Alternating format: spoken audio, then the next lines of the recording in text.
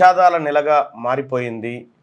అక్కడ అహ్మదాబాద్ విమాన ప్రమాదం దగ్గర నుంచి మొదలు పెడితే వారం రోజుల్లో 5 విమాన ప్రమాదాలు, ఆ తర్వాత ఇక్కడ పూణే దగ్గర బ్రిడ్జ్ కూలిపోవడము, నిన్న మొన్న యాక్సిడెంట్లు, ఉత్తరాఖండ్లో హెలికాప్టర్ ప్రమాదము, బాసర దగ్గర నీటిలో మునిగి ఒక 5గురు మృతి, కోరుట్ల దగ్గర విద్యుత్ షాక్కు 2-3 బలి.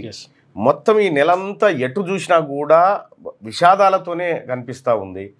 జూన్ నెల మాసం ఇది వాస్తవానికి స్కూళ్ళు ప్రారంభమైనటువంటి సందర్భంలో చాలా తక్కువ కావాలా, కానీ ఎక్కువ అవుతా ఉన్నాయి. నిన్న బాసరకు 15-20 మంది పోయిరట టూరిస్టులు. పోయి అమ్మవారిని దర్శనం చేసుకురట. దర్శనం చేసుకొని ఆయనతో పడవల ఇటుకని అటు ఒడ్డు పోయిరట గోదావరి నదిలో. పోయినోళ్ళు పోయి మళ్ళా రాక దిగి అవతల తానం చేద్దామని దిగిరట. 5గురు చచ్చిపోయారు. అలా 3 ఒకే తల్లి పిల్లలు ఉన్నట్టున్నారు, వాళ్ళు చచ్చిపోయారు. ఆడ కోరట్ల కారణం ఎన్నో గణపతికి విద్యుత్ తీగలు తగిలి ఆడ పడుకున్నటువంటి యాచకులు 2 చచ్చిపోయారట. వీళ్ళిట్లా జరిగితే ఇక పూణే కాడ ఆ వంతెన కూలిపోయి ఆ వంతెనలో ఆడ అనేక మంది చనిపోయారు. ఇగో ఈ వంతెన మీద ఉన్న పబ్లిక్ అంతా అలా పడి కొట్టుకొని పోయారట. 15 మంది పర్యాటకులు 6 పర్యాటకులు మృతి చెందిరట. 15 మంది నదిలో పడిపోయారట. పూణేలోని ఇంద్రాయణి నదిపై కుప్పగుల్లిన వంతెన అండి.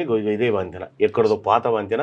సో అది ఫ్లో కూడా ఎక్కువ లేదు, ఇంకా ఫ్లో ఎక్కువ ఉంటే దాని పరిస్థితి ఇంకా దారుణంగా ఉండేది. ఇగో కరెక్ట్గా ఇక్కడనే కూలిపోయింది అది. వాటర్ వచ్చి ఎందుకు ఇక్కడ అంటే ఈడ వాటర్ వస్తున్నాయి కాబట్టి ఇక్కడ ఎక్కువ మంది నిలబడ్డట్టు, దాంతో తీసుకుంటారు కదా. ఇదేమో ఉత్తరాఖండ్ అది కూలిపోయింది. ఇగో ఇదేమో ఉత్తరాఖండ్లో హెలికాప్టర్ కూలింది. హెలికాప్టర్ ప్రమాదం, మృతులు వీరే. ఉత్తరాఖండ్ హెలికాప్టర్ ప్రమాదంలో పైలట్ సహా మొత్తం 7 మృతి చెందినట్టు అధికారులు ధృవీకరించారు. 7 అహ్మదాబాద్ విమానం యాక్సిడెంట్ తర్వాత వీళ్ళు టెంపుల్కి వెళ్దామని పోతున్నారు. ఇక ఊహించొచ్చో లేదు. బాసర కాడ గోదావరి నదిలో మునిగిన వాళ్ళు కథం చచ్చిపోయారు. వాళ్ళని హాస్పిటల్ వేసుకొని పోతా ఉన్నారు. ఇగో ఇది గోదావరి నదిలో అటు సైడ్ పోయి తానాలకు దిగిరట. దిగి ఆయనతో ఆడ చనిపోయారు. ఇట్లా అనేకమైనటువంటి ఇగో బాసరకు సంబంధించి పాపం దారుణం అసలు. విద్యుదాఘాతానికి సంబంధించి ఇగో కాలి చచ్చిపోయారు ఆడ. ఇట్లా రకరకాలుగా ఇవి కొన్ని చూపిస్తే మంచి కావు. కానీ కోరుట్ల కరెంట్ షాక్తో 2 మృతి, 6 పరిస్థితి విషమం అని చెప్పి చూస్తూ ఉన్నాం. కోరుట్ల పట్టణంలో విషాద ఛాయలు అలుముకున్నాయి. వినాయక తయారీ కేంద్రం వద్ద జరిగిన కరెంట్ షాక్ ప్రమాదంలో 2 మృతి చెందారు, 6 తీవ్ర గాయాలయ్యాయి. ఈ ప్రమాదంలో వినాయక తయారీ కేంద్రం యజమాని అల్వాల వినోద్, కార్మికుడు బంటి సాయి మృతి చెందారు. అప్పటి వరకు తమతో ఉన్న వారు ఒక్కసారి లేరని తెలిసేసరికి తోటి కార్మికులు కన్నీరు మున్నీరు అవుతా ఉన్నారట. అదొక ప్రమాదం. ఇట్లా రకరకాల ప్రమాదాలతోటి నిన్నటి రోజు ఒక పీడ దినంగా మారిపోయింది. మరి ముఖ్యంగా ఈ జూన్ నెల మాసానికి మరి ఏం పుట్టిందో ఏమైందో కానీ అన్ని ప్రమాదాలు ఇక్కడే చోటు చేసుకుంటా ఉన్నాయి. ఈ నెలలోనే అయినాయి. మరి ప్రజలారా మరి ఎవరేం చేయగలుగుతారు? ఈ ప్రకృతి విపత్తులు తర్వాత ఈ అనుకోని ప్రమాదాలతోటి చాలా నష్టం జరుగుతూ ఉంది. ఏమైందో ఈ నెలకు, జూన్ నెలకు, ఈ జూన్ నెల కొంత విషాదంగానే ముసిపోతా ఉంది. 2025 జూన్ మాసం మాత్రం. ఎందుకంటే అక్కడ అహ్మదాబాద్లో 260-70 మంది వాడ చచ్చిపోయాయి. ఇప్పుడు వట్టిగా లెక్కలు పెట్టుకున్నా 300 దాటింది లెక్క. కాబట్టి ఇదంతా ఒక విషాదకరమైనటువంటి వార్తలతోని ఇలా పత్రికలన్నీ కూడా నిండిపోయినాయి. సగానికి ఎక్కువ వార్తలు విషాదంతో ఉంటే ఇక 1/6 స్థానిక సంస్థల ఎన్నికల పైన 1/6 ఉన్నాయి. ఇక కేటీ రామారావు ఇవాళ ఏసీబీ విచారణ హాజరు కాబోతా ఉన్నాడు అనేటువంటి ఒక వార్త అయితే ఇక ఇవాళ మంత్రివర్గ సమావేశం ఉంది. మంత్రివర్గ సమావేశంలో స్థానిక సంస్థల ఎన్నికల పైన నిర్ణయం తీసుకోబోతున్నట్టుగా తెలుస్తూ ఉంది.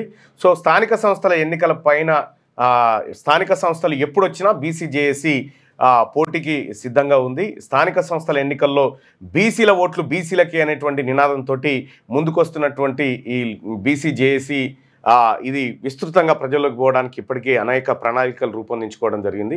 సో స్థానిక సంస్థల ఎన్నికల్లో పోటీ చేయాలనుకునే వాళ్ళు ఎవరైతే వార్డు మెంబర్కి నేను పోటీ చేస్తాననుకుంటారో, సర్పంచ్ చేస్తా అనుకుంటారో, లేదా ఎంపీటీసీ, జెడ్పీటీసీ ఎవరైతే పోటీ చేస్తాననుకుంటారో వాళ్ళ కోసం బీసీజేఏసీ ఒక ప్రత్యేక కార్యక్రమాన్ని రూపొందించింది.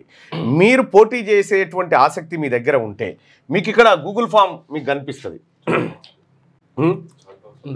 చాట్ బాక్స్లో ఇక్కడ గూగుల్ ఫామ్ కనిపిస్తుంది.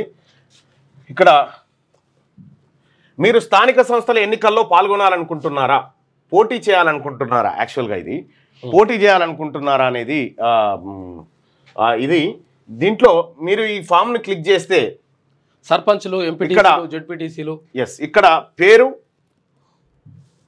పేరు రాసేసి ఇక్కడ మీ వయసు, ఆ తర్వాత మీరు మేల్ అయితే మేల్, ఫీమేల్ అయితే ఫీమేల్, తర్వాత క్యాస్ట్, ఆ తర్వాత విలేజ్ ఏ విలేజు, ఆ తర్వాత మండల్ ఏ మండలం, ఆ తర్వాత ఏ జిల్లా మీది, కాన్స్టిట్యున్సీ అంటే మీ నియోజకవర్గం పేరు, మీరు ఎంపీటీసీకి కంటెస్ట్ చేయాలనుకుంటున్నారా, జెడ్పీటీసీకా, సర్పంచ్కా, వార్డ్ మెంబర్కా, దేనికి కంటెస్ట్ చేయాలనుకుంటున్నారనేది క్లియర్గా మీరు పెట్టి, ఇది అంటే ఇంకా ఏది మున్సిపల్ వార్డ్ కౌన్సిలర్ కొంచెం టైం ఉంది కాబట్టి మీరు దేనికి పోటీ చేయాలనుకుంటున్నారు అనేది ఈ ఫామ్లో క్లియర్గా నింపి ఇక్కడ సబ్మిట్ కొట్టండి.